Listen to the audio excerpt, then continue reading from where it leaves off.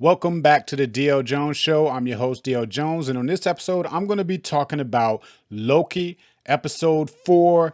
I just finished watching it 2 times, and I want to talk about it. I want to give my little recap, my review, and we'll get in on that right after the intro.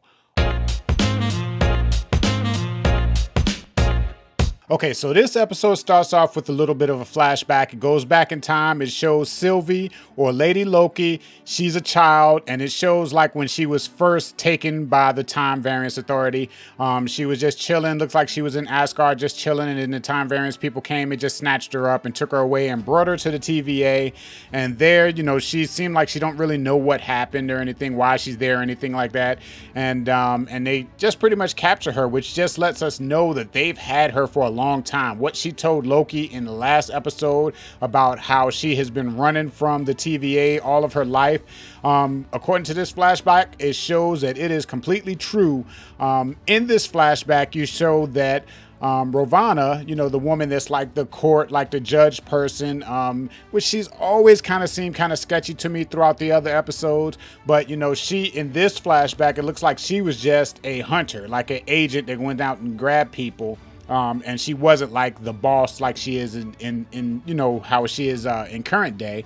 But anyway, it shows her, bringing Sylvie as a little girl before whoever is the boss then, trying to determine what's going to happen. And then, of course, Sylvie, even at a young age, she's kind of crafty. So she kind of like does a little thing and kind of, gets away from Ravonna. She and while she does that, she takes her TemPad and she uses that to open the door and get away. So, according to that little flashback, you could see, how things started with her, how things started with Lady Loki, how she got a TemPad, and it gives you an idea of how she's pretty much been on the run ever since she was a little girl. Next, we go back to see what the 2 Lokis are doing. Sylvie, otherwise known as Lady Loki, and the regular Loki that we all know. If you remember in the last episode, they were still stuck on that planet, and their way off the planet had just exploded in front of them, so they didn't have nowhere to go. So this kind of picks up there, and they're just sitting down on like a rock or something on the planet. The planet is still about to explode. It's going through its process, and they're just sitting there, and they're just talking, and they kind of seem like they both kind of like, came to terms with the fact that they both are about to die, which of course Loki gives like a little pep talk. He was like, we Lokis, we mess up a lot, but we don't die. That's what he tells Sylvie. And while they do that, they kind of look at each other, and you can kind of see that they're starting to fall for each other. They kind of give each other that look. And at the same time, Mobius and the Time Variance Authority, it keeps going back to them, and they're looking through the timeline on the little computer trying to figure out where they are. Then all of a sudden, you see a timeline show up on their computer. And what it appears to happen is that being that the 2 Lokis started having feelings for each other and started falling for each other, it looked like that created a separate timeline, and that was caused, Mobius and the TVA to be able to figure out where they are, which of course, they come showing up through the little time portal doors and snatch both the Lokis up and take them back to the Time Variance Authority. The rest of the episode, well, a good part of the rest of the episode takes place all in the Time Variance Authority.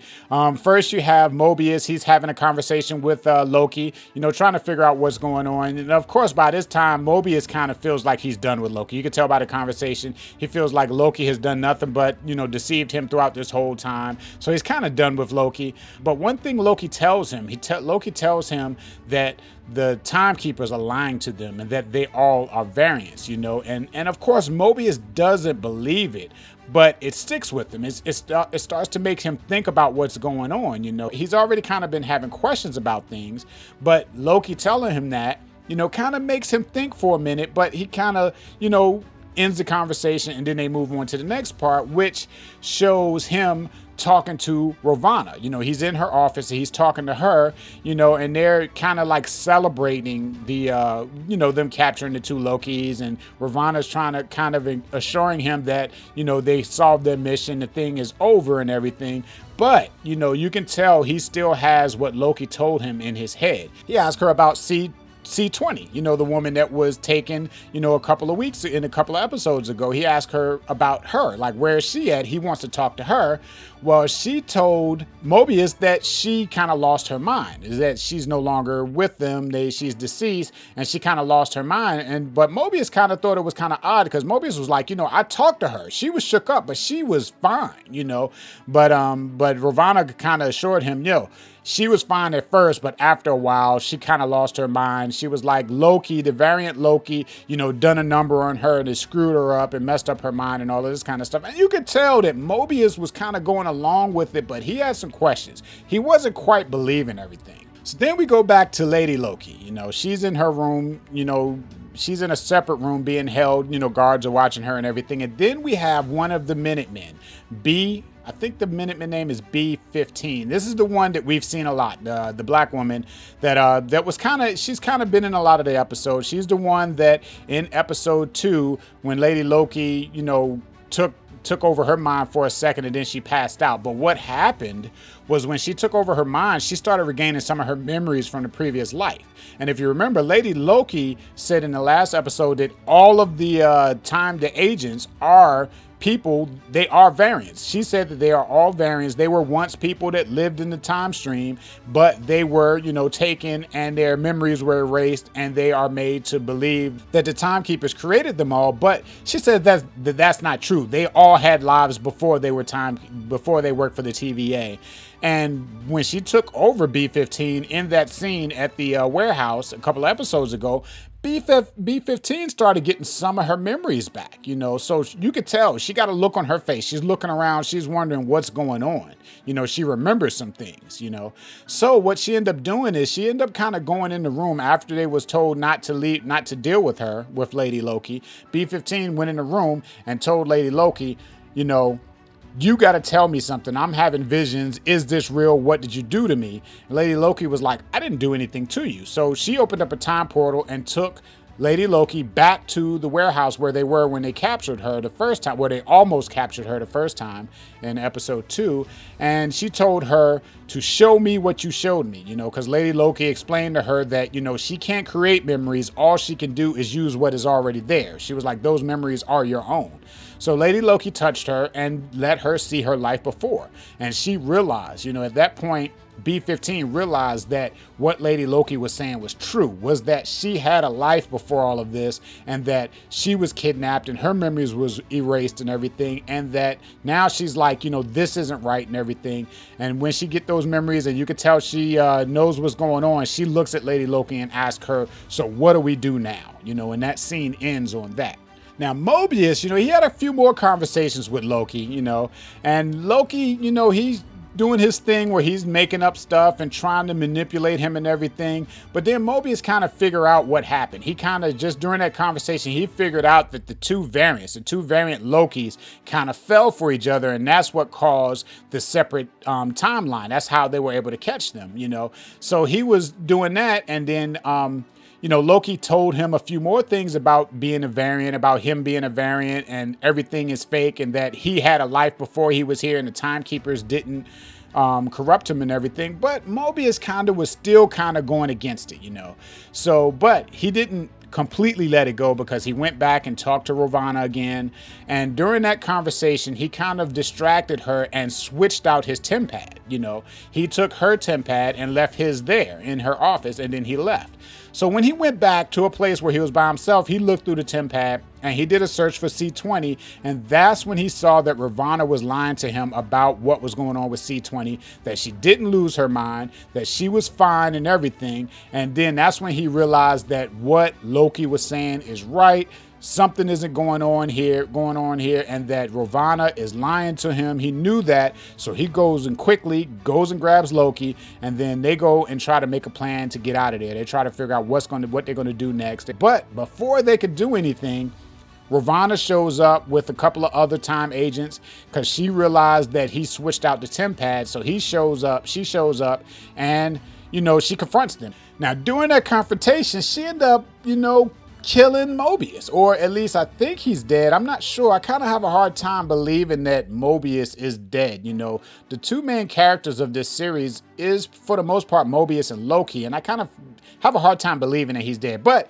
she touched him with the stick and made him disappear like she did, you know, like other people in this series have had done to them. So she does that to Mobius. He's gone, and then she just takes Loki away, you know, and eventually, in the next scene, you got both the Lokis. They're both, you know, shackled with the thing on their neck so they can't use powers and stuff. And they are actually brought to the Timekeepers. And here it is, the first time we get to see the Timekeepers. And I was expecting that the middle Timekeeper to be Kane the Conqueror. But no, I was wrong. It was just 3 Timekeepers. It was 3 weird people. So she brought both the Lokis to the Timekeepers, and both of the Lokis are talking to the Timekeepers. The Timekeepers are, you know, pretty much talking back to them and everything like that.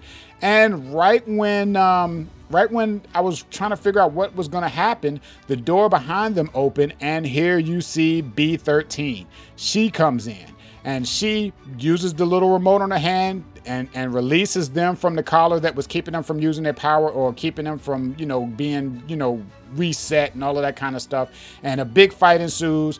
Both the Lokis are fighting Ravonna and all of the other time agents that are in that room, which of course B15 gets killed. You know, I was kind of sad about that. I didn't want to see her get killed, but she did get killed. But Loki, both the Lokis, they're fighting all of the time agents, and after a brief fight, eventually, they win. They beat all of the time agents. They got Ravonna knocked down. You know, Lady Loki, she knocks down Ravonna, but she chooses not to kill her, because I'm not sure why she chooses not to kill her, but she chooses not to kill her, but she just knocks her out. But so then they confront the Timekeepers, who are just sitting in their chairs, like thrown like chairs. Now, after a few words, Lady Loki wastes no time. She just throws her blade or a stick. I can't remember if it was a blade or that stick with the little light at the end that reversed people. She just throws that at the middle Timekeeper, and it hits the Timekeeper in the head, and his head falls off and rolls across the ground. And when they look, they realize that it's all fake. All of those Timekeepers were robots. They weren't the real people. They weren't real. So they were all being deceived this whole time. And then that's when they realized that something else is going on, and they need to get to the bottom of it. So both the Lokis are talking to each other, about to determine what they're going to do next. And next thing you know, Loki disappears. Ravonna, she somehow, between all of those conversations, she stood up, and she used that little stick to prune Loki, and he disappears. Which, of course, I in no way believe that Loki is dead. You know, there's no way that the two main characters of this show, Loki and Mobius, in episode 4, which we got 2 more episodes left, there's no way that both of them are dead. So I'm like, it's got to be something more to it, you know. But basically, that's how the episode ends, you know. Lady Loki standing there, Loki is dead, and Ravonna is sitting there, you know, with a little smirk on her face because she killed Loki, and the episode goes off. Okay, so one thing I haven't done this whole season when I watch these episodes is once the episode ended, I turned it off. I've never watched to see if there was a closing credits or end credit scene or anything like that. For some reason, don't know why, but for some reason I did that with this episode. And it's a good thing, because there was a ending credit scene that showed up, you know, a few minutes after the credits started rolling. And what it showed was that Loki was indeed not dead. It showed him laying on the ground, and he wakes up, you know. So I guess when they get pruned, or whatever they call it, when they hit them with the stick and they disappear, I guess they go somewhere, and that's where Loki went. Either he went to the place that they go, or somehow somebody helped him. I'm not sure.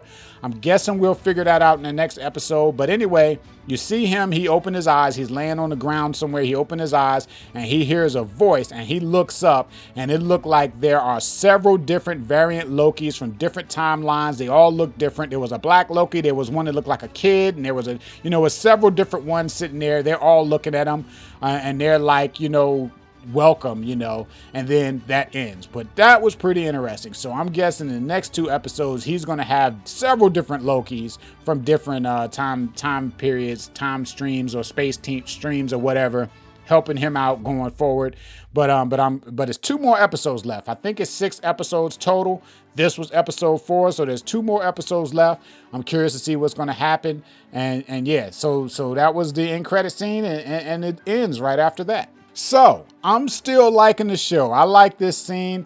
I have to say that as the season goes on, while I still like the show, and it's been like this pretty much with all of the Marvel shows so far, WandaVision, Falcon and the Winter Soldier, and now with this one, as the series goes on, they tend to not be as good. You know, it seemed like as far as my thoughts on them, it kind of goes down with each episode. You know, I mean, it's enough to keep me interested. I want to see what's going to happen. But I kind of feel like these shows kind of start off at a certain excitement for me and then slowly drop down, you know, as the season goes on. And this one is doing the same thing for me. Maybe it'll pick back up. We got 2 more episodes, and I'm thinking they're going to have to cram a lot of stuff in the last 2 episodes. But right now, it's doing the same thing that the other series have done for me. It starts off real high and then kind of drop, you know, kind of slowly drop. Not to the point where I'm not interested anymore, but my excitement for it kind of goes down a little bit, you know. But that's where we are. But overall, you know, I'm still liking the show. I can't wait to see what's going to happen next week. We got 2 more episodes. But anyway, that's the end of this week's episode 4, Loki. Go check it out. Let me know in the comments below what you think about the series. Have you been having the same kind of feeling as I have as far as when these series starts? I'm really excited about it, but as the episodes go on, I kind of lose excitement, lose interest in it a little bit as the series go on. Are you having that same thing, or is it just me? I'm curious. Let me know in the comments below. And thank you for watching. I'll see you next time.